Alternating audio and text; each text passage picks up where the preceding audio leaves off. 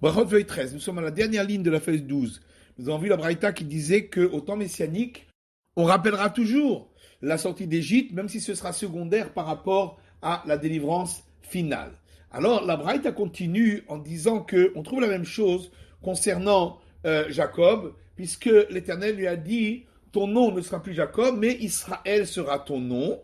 Et on passe à la page suivante. Ce n'est pas que le nom de Jacob a été complètement annulé, seulement Israël est devenu le principal et Jacob est devenu secondaire. Et on trouve la même chose dans le prophète Isaïe. Il est écrit « Ne rappelez pas les premiers faits et ce qui s'est passé auparavant, n'y prêtez point trop attention. » Alors, quand il a dit « Ne rappelez pas les premiers faits », ça concerne l'asservissement des empires précédents qui sont la Babylonie, la Médie et la Grèce. Et quand il dit « Et ce qui s'est passé auparavant, n'y prêtez point trop attention », il s'agit de la sortie d'Égypte. Donc ça veut dire que même au temps messianique, on rappellera la sortie d'Égypte, mais sans y prêter trop attention puisqu'elle deviendra secondaire. Et la suite de ce verset, « Voici je fais un acte nouveau qui maintenant va pousser. » Alors Rabbi Yosef enseigne, il s'agit de la guerre de Gog contre Magog. Et à quoi ressemble tout ceci? À un homme qui marchait en chemin et il a rencontré un loup.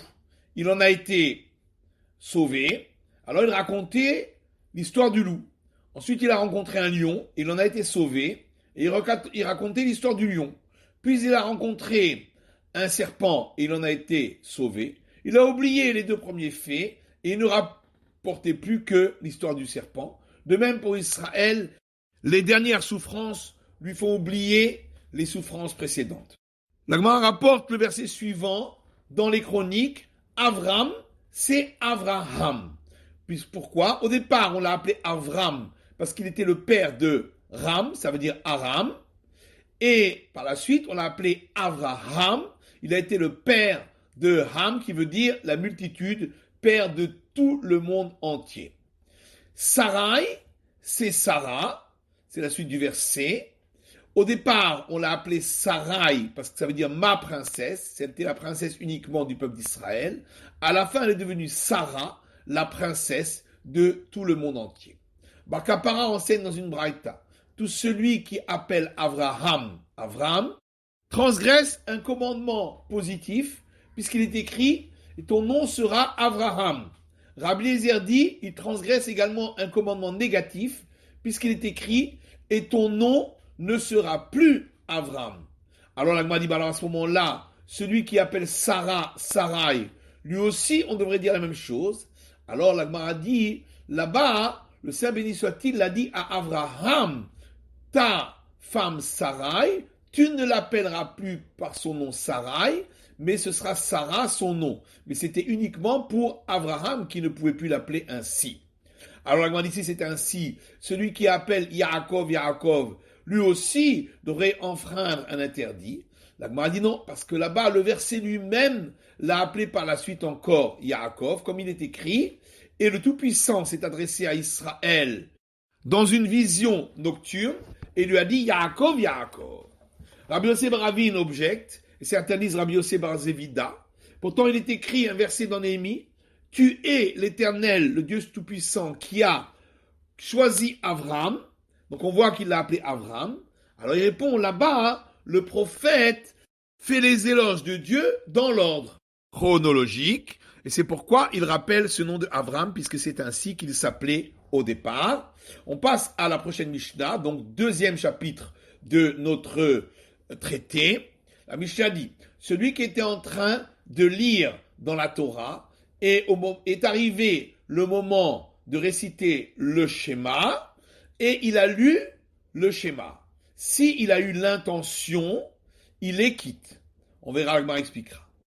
Entre les passages, on peut saluer celui qu'on doit honorer et répondre au salut. Et au milieu d'un passage, on peut saluer celui qu'on craint et on répond au salut. Parole de Rabbi Meir. Rabbi Yehuda dit, au milieu d'un passage, on peut saluer celui qu'on craint et répondre à celui qu'on doit honorer, Et entre les passages, on peut saluer celui qu'on doit honorer et répondre au salut de tout le monde.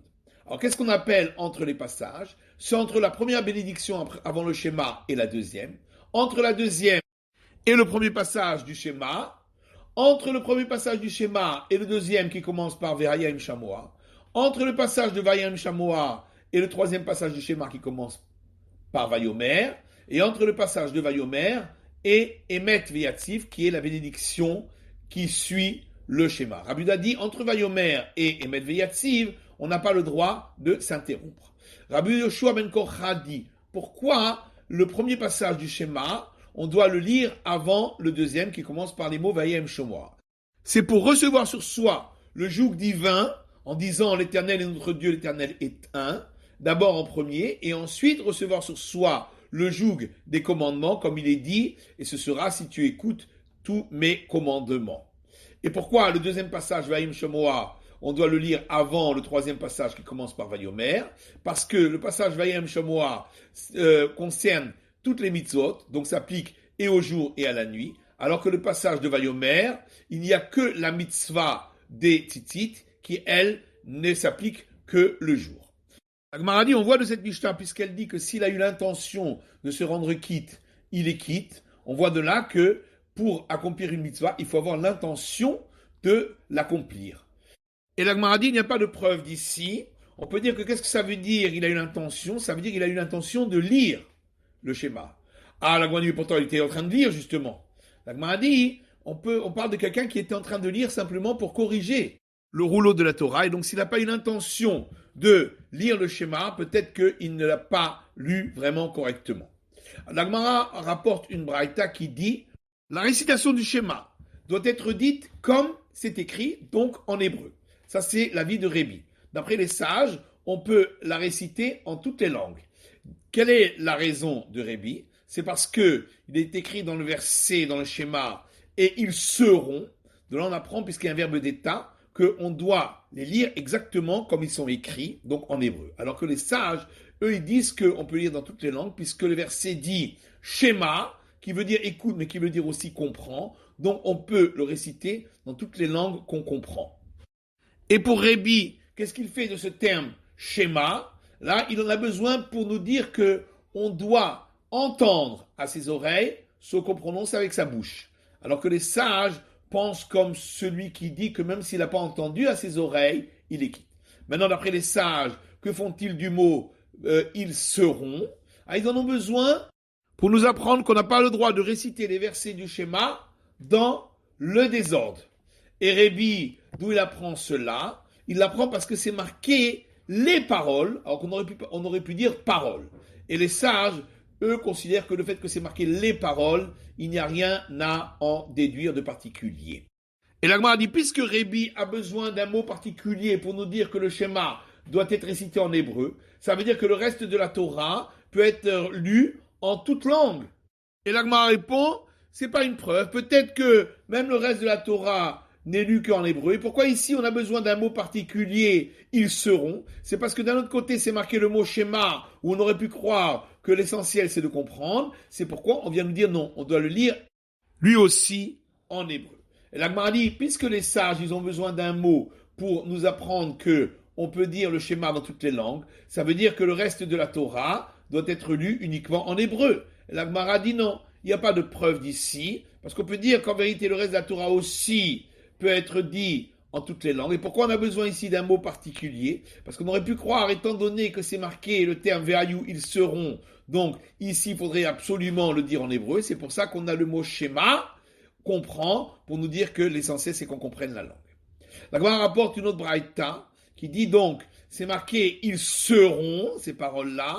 De là on apprend qu'on ne doit pas lire les versets du schéma dans un ordre différent. Et c'est marqué sur ton cœur, dans le schéma, qui veut dire qu'on doit comprendre et saisir le sens de ce qu'on dit. Et on aurait pu croire que ça s'applique à tout le premier passage du schéma. C'est pourquoi le verset dit, ces paroles-là seront sur ton cœur. Donc c'est jusqu'à ce verset qu'on doit comprendre et saisir ce qu'on dit.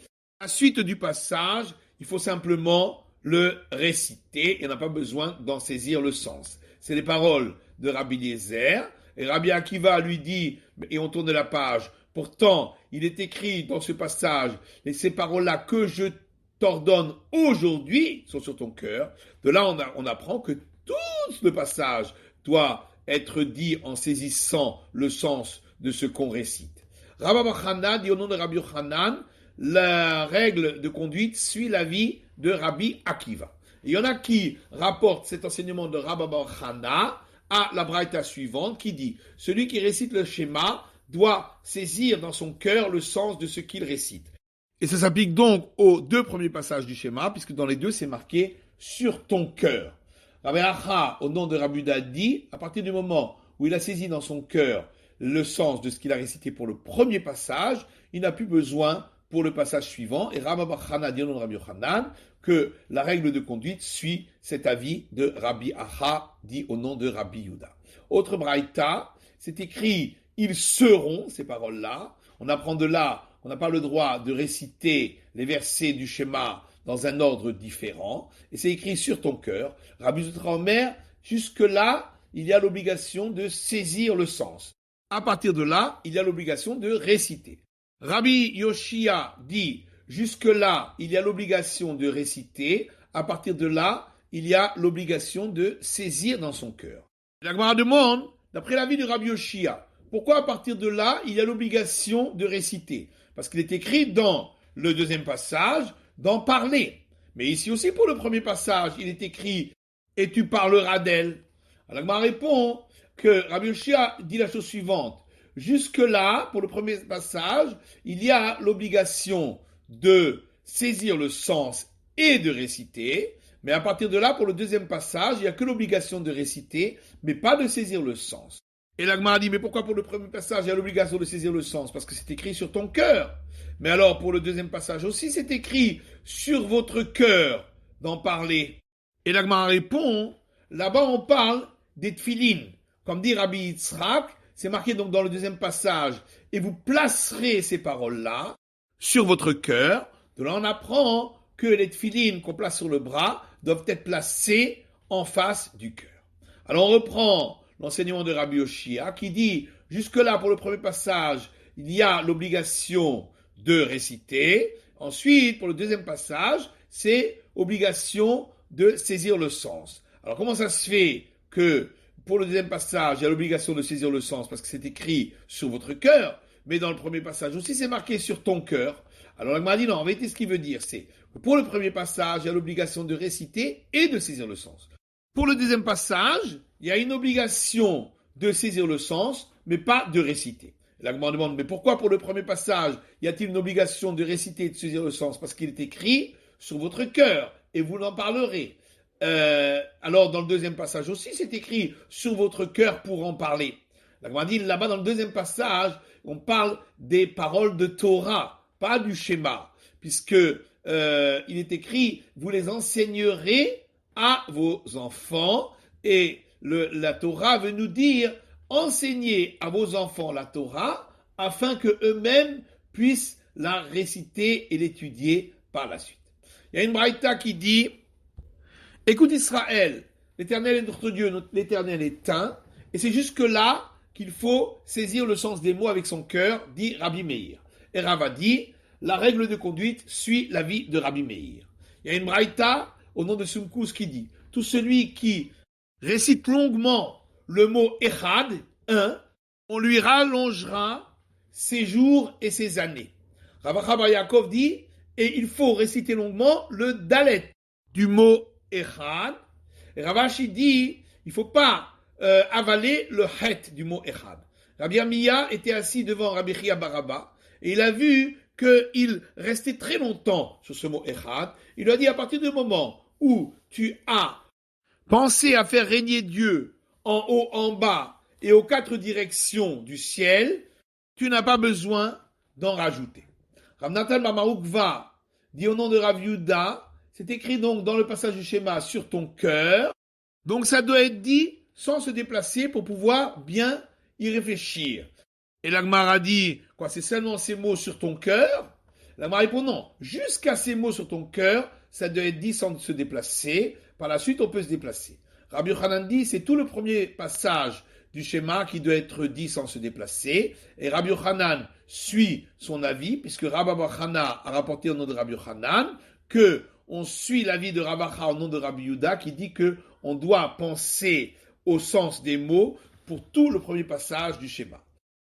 Il y a une braïta qui dit, écoute Israël éternel, notre Dieu éternel est un. Ça c'est la récitation du schéma de Rabbi Yuda le prince.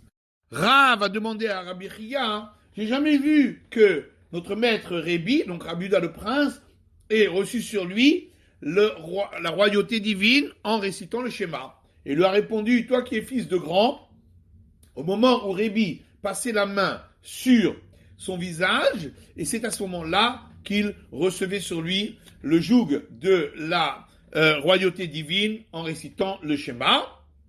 Après, la Gemara demande, est-ce qu'il terminait le schéma par la suite, ou est-ce qu'il ne le terminait pas?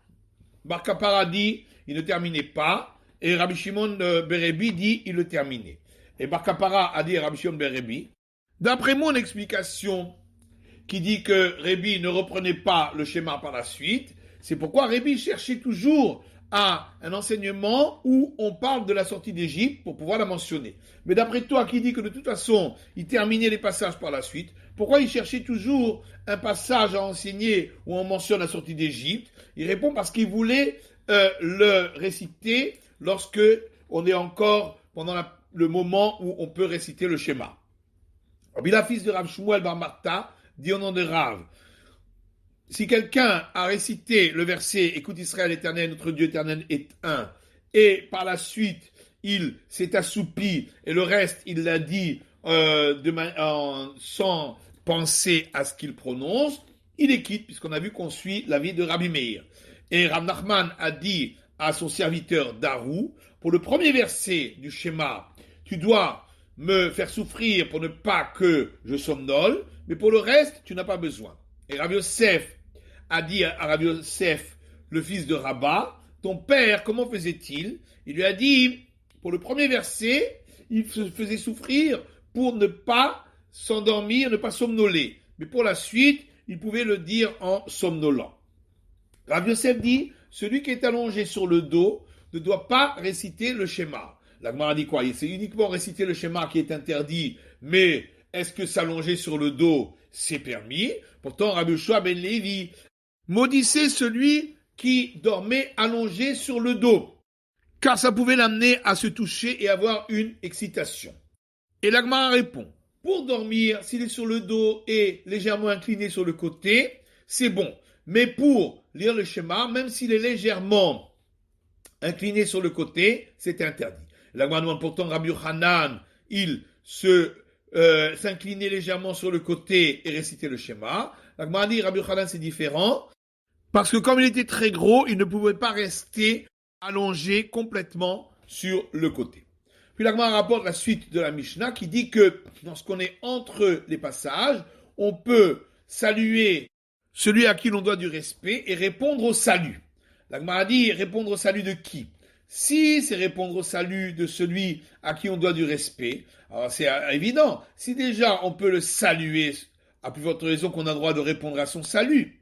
Mais en réalité, ça veut dire qu'on peut saluer celui à qui on doit du respect et répondre au salut de tout homme. Alors maintenant, voyons la suite de la Mishnah. Lorsqu'on est au milieu d'un passage, on peut saluer celui que l'on craint et répondre au salut. Alors répondre au salut de qui? S'il s'agit de répondre au salut de celui que l'on craint, c'est évident. Si déjà on peut le saluer, à plus forte raison qu'on peut répondre à son salut. Donc ça veut dire répondre au salut de celui à qui on doit du respect. Oui, mais alors à ce moment-là, ça revient exactement à l'avis de Rabbi Yuda. Et quelle est la discussion entre Rabbi Meir et Rabbi Yuda? Puisque Rabbi Yuda dit donc dans la Mishnah, lorsqu'on est au milieu d'un passage, on peut saluer celui que l'on craint et répondre au salut de celui à qui on doit du respect. Et lorsqu'on est entre deux passages, on salue celui à qui on doit du respect et on répond au salut de tout homme. La Gemara dit, il manque un morceau en vérité dans notre Mishnah. La Mishnah veut dire, donc dans l'avis de Rabbi Meir, quand on est entre deux passages, on peut saluer celui à qui on doit du respect et à plus forte raison, on peut répondre à son salut. Et lorsqu'on est au milieu d'un passage, on salue celui que l'on craint, et à plus forte raison qu'on peut répondre à son salut. Ça, c'est les paroles de Rabbi Meir. Alors que Rabbi Yehuda a dit, lorsqu'on est au milieu d'un passage, on peut saluer celui que l'on craint et répondre au salut de celui à qui on doit du respect. On passe à la page suivante. Et lorsqu'on est entre deux passages, on salue celui à qui on doit du respect et on répond au salut de tout homme. Il y a une braïta qui dit la même chose. Celui qui est en train de réciter le schéma et le rencontre son maître ou celui qui est plus grand que lui, s'il est entre deux passages, il peut saluer celui à qui il doit du respect, et à plus forte raison qu'il peut répondre à son salut. Et s'il est au milieu d'un passage, il peut saluer celui qu'il craint, et à plus forte raison qu'il peut répondre à son salut. Ça, c'est l'avis de Rabbi Meir. Rabbi Yehuda dit, s'il est au milieu d'un passage, il peut saluer celui qu'il craint et répondre au salut de celui auquel il doit du respect. Et s'il est entre deux passages, il peut saluer celui auquel il doit du respect et répondre au salut de tout homme. C'est la fin de l'étude de la feuille numéro 13.